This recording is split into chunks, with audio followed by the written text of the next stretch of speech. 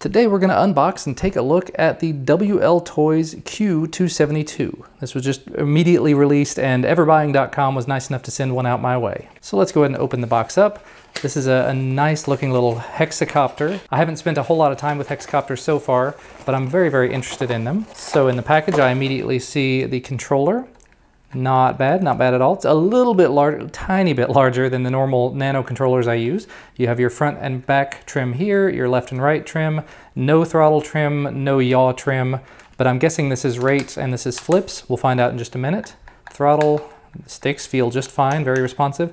And I do notice this has a pushy right stick, but not a left stick. So maybe one of these is not what I'm thinking it is. Maybe this is flips. We'll look in the instruction manual eventually. We also have the aforementioned manual with lots and lots of Chinese in it, but it's mixed in with all the English language as well. Here you can see high speed, low speed is the left bumper, 3D roll, the flip is the right bumper, joystick, forward, back, left, right, press to start headless mode. So this little Hexacopter does have a headless mode on it. That's very nice. You'll see we also have the USB charging cable, as well as a full set 6 spare props. And finally, the Hexacopter itself. As you can see, it is quite a bit larger than the Cheerson CX-10A, just for comparison's sake. The motors, at least these front two motors, are just slightly wider than the Cheerson CX-10A, but the entirety of the body is a lot larger. Go ahead and see if we can turn it on. There's a switch here on the back with the same plug. There we go. And those are the LEDs we'll have. We have 2 blue LEDs in the front eyes, 2 red LEDs near the rear that you can just barely see. So this is probably not going to be a great night flyer. It doesn't have a whole lot in terms of lighting. We'll go ahead and cover it up so you can see it. That's the kind of lighting you should expect. And then as far as the controller, you do have to unscrew this to get into it. And you're going to have 2 AA batteries to make it work. Alrighty, battery situated. Let's get this powered on and see what it looks like and see what it sounds like. All right, we are paired up. So here's the sound in case you're curious. It sounds kind of like 2 normal Nano quadcopters put together because it's about 1.5 normal Nano quadcopters. And then you've got your rates. Looks like there's 2 rates, but at this point we ought to go ahead and take it outside and do some test flights with it. So let's move on to that. So we're up and going. This is your low rate spin, medium, low. There's your low rate pitch, medium rate pitch. Although I guess there's no low and medium, there's just low and high. But high rate, not bad funnels for high rate. Low rate, that's sort of the same funnels, just a little wider. And actually, before I go any farther, I probably ought to test the headless mode. So let me go ahead and push that. We should be in headless mode now. We are. Okay, and my headless bearing is set correctly, so I'm able to fly just fine. Let me go ahead and take it over here so you can sort of see what's going on. I have to be faced the other way just so I can, yeah, that works quite nicely. Left and right are working, front and back. Yeah, that works great. Alright, not something that I use very often, but I thought I'd mention it anyway. And now, very important thing to me, I'm going to hold this, start that, turn off the transmitter.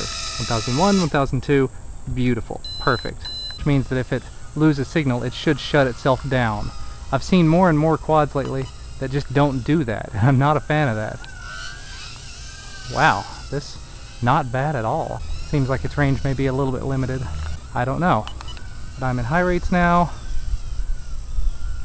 It flies very nicely. I mean, I love the way that it flies.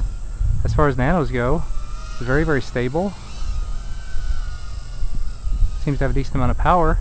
You just can't let it get any farther than about the length of a room from you, or you'll lose it entirely. And that's apparently it. I just did a fresh charge on it. It's quite warm underneath. It says I got about 3 minutes 30 seconds. I'm going to test this one again here in a little bit. We'll see if that's a fluke or not. Alright, so I decided to come back out here again tonight to give this WLToys Q272 another quick flight. So there's a funnel, that's the high rate funnel. There's the low rate funnel, which actually looks kind of similar, but a little bit slower. Yeah, there's not a huge amount of difference between the two. It's got some nice pitch. Very nice pitch, as long as you keep it close enough. Didn't spend a lot of time flipping.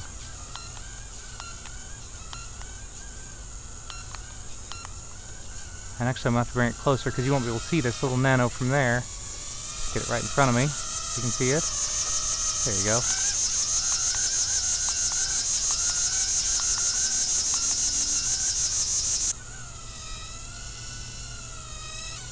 Flies nicely. I mean, for a Nano especially. It's got some halfway decent pitch.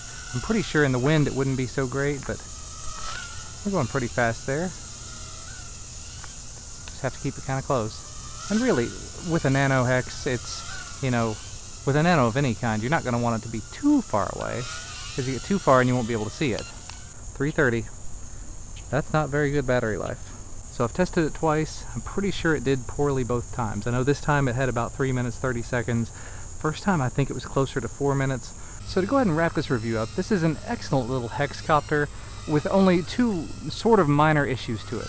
One is the range, two is the battery life. Now, I went into this without really knowing a whole lot about it, so I went back over to Everbuying's website, and it actually says very clearly over there, the range is about 20 meters, and the battery life is about 4 minutes. So it's not lying in its description or anything. Nothing was wrong. So as long as you're willing to accept those two little limitations, this is definitely a nice, fun little quad.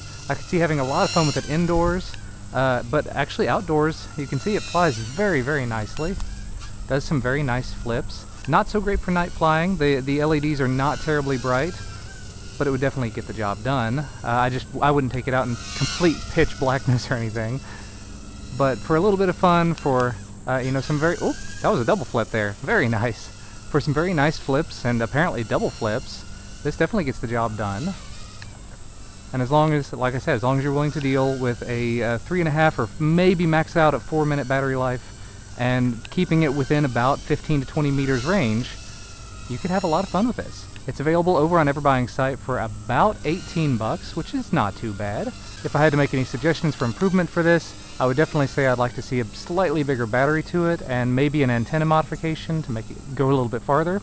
But other than that, I mean, the yaw rate is not bad. You can see it does some very nice, cute little funnels, and it has a decent amount of power to it. So, I mean, it has enough pitch to really get going at some decent speed. The biggest problem there is, once you get going at that decent speed, you can very easily go out of range. So yeah, I'm going to wrap this up by saying I absolutely love this little thing. It's the first Hex Nano that I've actually gotten my hands on, and I'm hoping it won't be the last, because I like the way that it flies. It's nice and stable, has some good pitch, has some good yaw, does some very nice funnels, and nice flips. So 18 bucks over at Everbuying. Thanks so much to Everbuying for sending this out for review. Thanks to you guys for watching. Make sure to hit the thumbs up below the video if you like this video. Subscribe to receive more videos when they become available, and I will see you again next time.